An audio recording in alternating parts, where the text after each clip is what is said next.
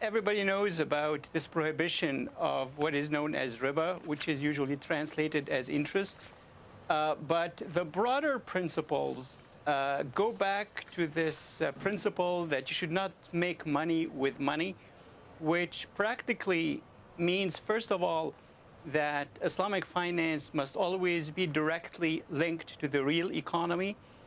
Another principle of Islamic finance is the principle of risk sharing as well as profit and loss sharing. Yet another principle is to avoid speculation. And I would say these are the three most important features of the principles of Islamic finance. And of course, there is basically the idea that ethics must be central to Islamic finance. Yeah, I think this goes back to the very history of Islam and how it relates to economics and finance. Namely, that Islam was born in the city of Mecca, which was a center of trade.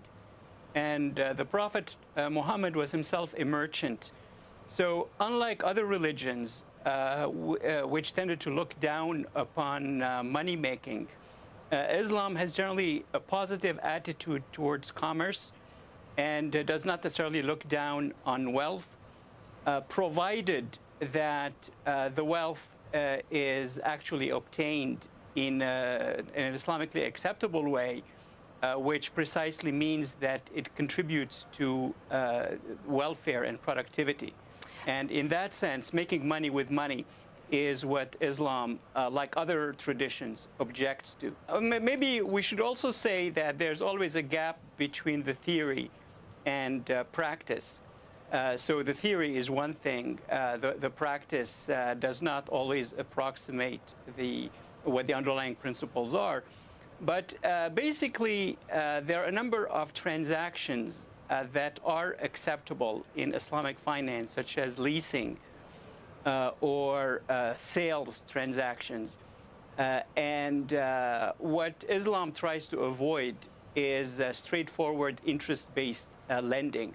So what the most common Islamic products attempt to do, and I'm saying attempt because they don't necessarily always do it, is make sure that there is this correspondence between the underlying economic activity and the financial transaction. So Islamic banks do provide financing, except that this financing takes a variety of forms that are all based on traditional Islamic contracts and Islamic ways of doing business. Whenever there's a prejudice against Islam, then almost automatically there are going to be suspicions about the money.